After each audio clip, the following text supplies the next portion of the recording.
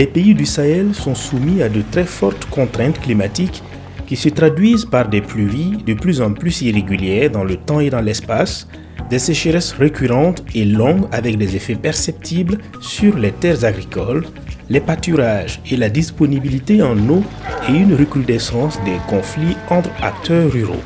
Point des besoins de rappeler le rôle essentiel de l'agriculture dans le développement économique et social des pays de notre sous-région. En raison de son contexte climatique, institutionnel, économique, environnemental et de ses moyens de subsistance, le Sahel apparaît comme l'une des régions les plus vulnérables au monde. Avec une population croissante de jeunes sans emploi ou sous-employés, il est vital pour la région du Sahel de développer des interventions pour rendre les activités agricoles intelligentes face au climat et plus attrayantes pour les jeunes. Malgré la croissance notable de la production agricole de la région sahélienne et ouest-africaine au cours des 30 dernières années, il y a encore près de 40% de la population qui est vulnérable à la malnutrition et à la grande pauvreté. C'est pourquoi l'un des enjeux les plus importants du développement économique et social de nos pays reste la maîtrise des facteurs de production, notamment l'eau et le renforcement de nos systèmes de production agricole. En effet, des millions de ménages agricoles dépendent essentiellement de systèmes de production agricole alimentés par les pluies, les exposant ainsi à des risques d'insécurité alimentaire et de sous-emploi, rendus plus accrus du fait de la vulnérabilité climatique accentuée. Dans ce contexte, comment l'agriculture sahélienne et ouest-africaine peut-elle se développer pour être à la fois source de nourriture, d'emploi et de richesse, tout en préservant les ressources naturelles? Comment l'innovation peut-elle accompagner le développement de l'agriculture sahélienne et son adaptation au changement climatique, bien sûr, pour répondre aux besoins des populations? Pour y répondre, une conférence régionale s'est tenue les 17 et 18 avril 2019 à Ouagadougou sur le thème « Les services informatiques et de données géospatiales dans le domaine de l'agriculture intelligente face au climat, le numérique pour accroître les opportunités d'affaires et l'entrepreneuriat des jeunes et des femmes ». L'importance que nous accordons à cette rencontre régionale trouve sa justification dans l'urgence de plus en plus impérieuse de faire face aux effets croissants des variabilités climatiques sur les conditions de vie de nos populations et de nos écosystèmes. Nous sommes réunis aujourd'hui car, à l'évidence, les éthiques sont devenues un levier important de croissance économique, de création de valeur et de transformation sociale. Cette conférence est un cadre idéal et propice pour discuter des nouveaux enjeux du numérique et des tendances marquantes du secteur. C'est l'occasion de promouvoir l'utilisation des données satellitaires et des technologies modernes pour développer une agriculture intelligente face au changement climatique. Les données sont au cœur de toute décision. Elles sont au centre de la transformation numérique. Elles sont encore plus faciles d'interprétation quand elles sont représentées sur une carte. La confiance est facilement obtenue quand une donnée permet la localisation des biens. C'est pourquoi je me réjouis personnellement de la tenue de ce présent cadre d'échange qui va renforcer la connaissance des participants sur les différents usages des technologies du numérique dans les secteurs de l'eau et de l'agriculture. Je voudrais donc ici, au nom du commissaire et en tant que directeur de l'agriculture et du développement rural, vous dire que nous attachons un prix extrêmement important aux résultats de nos travaux et que nous allons nous assurer de leur mise en œuvre complète pour le bénéfice des 350 millions que compte la communauté ouest-africaine. Organisé par le Comité inter-État de lutte contre la sécheresse au Sahel, SILS, l'organisation spéciale néerlandaise et le ministère néerlandais des Affaires étrangères, sous l'égide de la CEDEAO et de l'UEMOA, cette conférence régionale a réuni une centaine d'experts venant des institutions publiques et privées, des secteurs d'éthique, de l'eau, de la sécurité alimentaire, du changement climatique et du monde géospatial de l'Afrique de l'Ouest et de l'Europe. Je suis venu ici parce que le développement dans l'éthique, dans les géodata, ça va tellement rapide que le développement, ça multiplie chaque année. Donc il faut suivre le développement TIC parce que le développement TIC va extrêmement rapide. Et ici, avec tous les différents partenaires de beaucoup de pays, en Afrique et plus que ça, c'est très intéressant pour mettre les liens. Parce que comme ils ont dit aussi, c'est nécessaire qu'on partage, c'est nécessaire qu'on travaille ensemble et pour ça, il faut aussi des contacts personnels. Entre séances plénières et sessions thématiques en petits groupes, les 2 jours de conférence ont permis aux participants d'échanger des expériences sur les possibilités qu'offre la mise à disposition de données géospatiales et l'utilisation du numérique dans les domaines de l'agriculture et de l'eau. Les Pays-Bas ont acquis beaucoup de connaissances et d'expériences au cours de la modernisation de son agriculture. Dans les années 50, un peu avant ma naissance dans la plus belle région rurale des Pays-Bas, la province de Drenthe, l'agriculture comptait 4 fois plus de personnes travaillant dans ce secteur qu'aujourd'hui.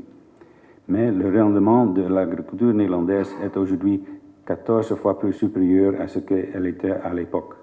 Cette forte augmentation est due en grande partie au progrès technologique. Je suis convaincu que les nouvelles technologies contribueront fortement à la croissance économique des pays du Sahel. Je ne vais pas dire que ce n'est pas cohérent, mais pour le cas du Tchad, je trouvais que c'était un peu flagrant en fait. Nous travaillons dans la phase vraiment de l'appropriation de la technologie par le monde rural, par les petits fermiers eux-mêmes, parce que dans cette phase, il faudrait d'abord qu'ils acceptent la technologie et qu'ils perçoivent l'importance de la technologie et ils se rendent compte que la technologie est là pour améliorer en quelque sorte la productivité de ce qu'ils font au jour le jour. Et donc cette phase, c'est une phase de création de confiance qui n'est pas trop souvent facile, mais nous sommes en train de créer des petits champions qui sont leurs propres, leurs propres enfants et qui sont au milieu d'eux et qui parviennent à trouver les mots justes pour les amener vraiment à s'approprier de cette technologie. Mon département est résolument tourné vers l'introduction du numérique dans notre agriculture. C'est ainsi qu'avec ses partenaires, la e-vulgarisation a été adoptée. Un serveur vocal existe à cet effet et permet aux producteurs de s'informer sur les techniques culturelles agricoles et bien d'autres à partir de leur téléphone portable. Ce dispositif va être renforcé par l'introduction d'un système de gestion des connaissances où les producteurs auront accès à des mini-vidéos pour appliquer les bonnes pratiques agricoles afin d'accroître leur productivité et partant leur production. Les échanges ont apporté un éclairage sur l'impact de l'innovation dans les données pour accompagner le développement de l'agriculture sahélienne et son adaptation au changement climatique. J'ai eu le plaisir aujourd'hui de partager notre expérience dans le développement de systèmes d'information basés sur l'utilisation des données satellitaires au profit des éleveurs-pasteurs du Sahel. Grâce aux satellites, nous pouvons disposer d'informations géolocalisées extrêmement précises sur la présence des eaux de surface, mais également de la biomasse et donc des pâturages. Et c'est tout en le sachant que nous avons pensé que ces informations pouvaient être extrêmement utiles aux éleveurs pasteurs dans leur décision de se déplacer. Ces informations satellitaires sont utilisées depuis un certain nombre d'années dans les systèmes d'alerte précoce, mais souvent elles sont destinées d'abord aux politiques pour mieux les aider à répondre à des situations. Et les rendre accessibles aujourd'hui aux éleveurs-pasteurs grâce à la téléphonie mobile et donc à travers un centre d'appel, eh bien c'est leur donner la possibilité de confirmer des informations qu'ils peuvent avoir reçues dans leur dispositif traditionnel et de les corroborer pour avoir plus confiance dans leurs décisions de mobilité et à ce moment-là prendre moins de risques pour se déplacer dans des zones où il n'y aurait pas suffisamment de pâturage. Le processus de certification des semences a été digitalisé de bout en bout, chose qui a réduit de façon considérable les délais de certification des semences, rendant donc ces semences disponibles auprès des producteurs à bonne date. Je vais aussi citer le système de distribution des intrants par des bons électroniques dénommé e-voucher qui est en cours. Très prochainement, le secteur rural dans notre pays va disposer d'un système d'information géospatiale dans le cadre de la mise en œuvre du projet e-Burkina. Cet outil va faciliter l'accès aux données du secteur de façon ouverte pour répondre à de multiples besoins grâce à un entrepôt de données qui sera implémenté. ACFO, c'est une organisation qui donne un appui aux partenaires, gouvernements, ONG, secteur privé, dans le domaine de gestion de données.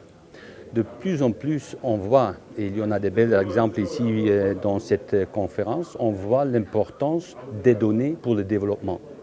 Et ce sont des données diverses. Mais on a constaté beaucoup de défis dans la manière dont les données sont gérées. Souvent, les données sont collectées pour un programme, pour un projet, et après le projet est fini, les données ils se perdent, ils s'évaporent. Donc on voit qu'il y a un besoin pour centraliser ces données comme il est accessible et qu'on mieux partager les données pour qu'on puisse utiliser tous les bénéfices qui sont dedans. Et pour ça, nous travaillons maintenant pour formuler le programme initiative de données au Sahel. 2 journées de travaux intenses qui ont permis aux différents acteurs de tirer de nombreux enseignements. Ce qu'on a constaté aussi pendant ici dans la conférence, il y a nombreux des exemples. S'il y en a des données ouvertes, il y en a des autres parties, des start-up, de petites entreprises, qui vont utiliser ces données pour des fins on n'a pas même imaginé qu'on peut l'utiliser. Parce qu'ils vont combiner les données locales avec des données satellites ou des autres sources de données extérieures pour faire des produits de données. Et ça, c'est un autre développement économique pour des startups. Pour moi, ça a été vraiment une des meilleures expériences. Venir échanger avec toute cette panoplie de parties prenantes, que je trouve que la combinaison a été très bien faite.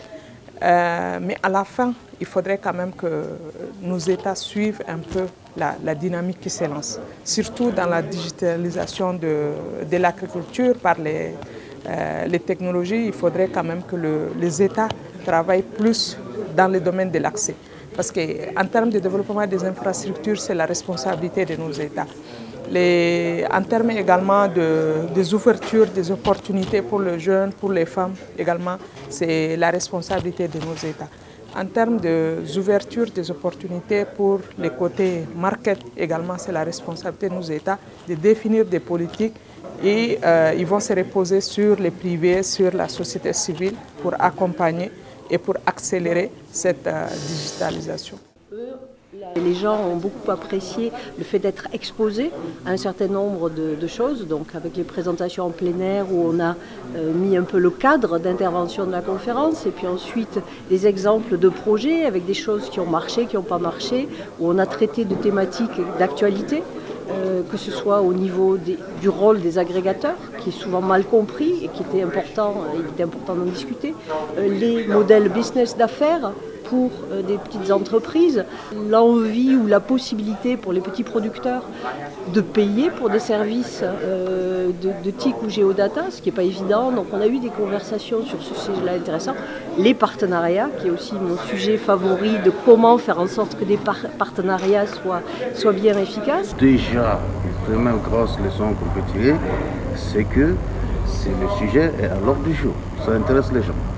Évidemment, on tire aussi une grosse satisfaction aussi de cette implication avec l'agence spatiale néerlandaise, avec le gouvernement néerlandais, a aussi profité pour s'informer que donc il lance son programme Sahel. Je lance un vibrant appel aux opérateurs économiques, aux acteurs du monde rural, aux bailleurs de fonds et aux États pour leur demander de soutenir non seulement le développement des infrastructures TIC au service de l'eau et l'agriculture dans le Sahel, mais aussi des capacités humaines pour réduire la pauvreté et améliorer la sécurité alimentaire. Comme on le dit chez nous, beaucoup de ruisseaux font une grande rivière. Cette conférence, dont les conclusions sont très attendues à différents niveaux de décision et d'action, constitue sans aucun doute un tournant majeur dans les interventions en faveur du développement agricole et rural dans les pays du Sahel.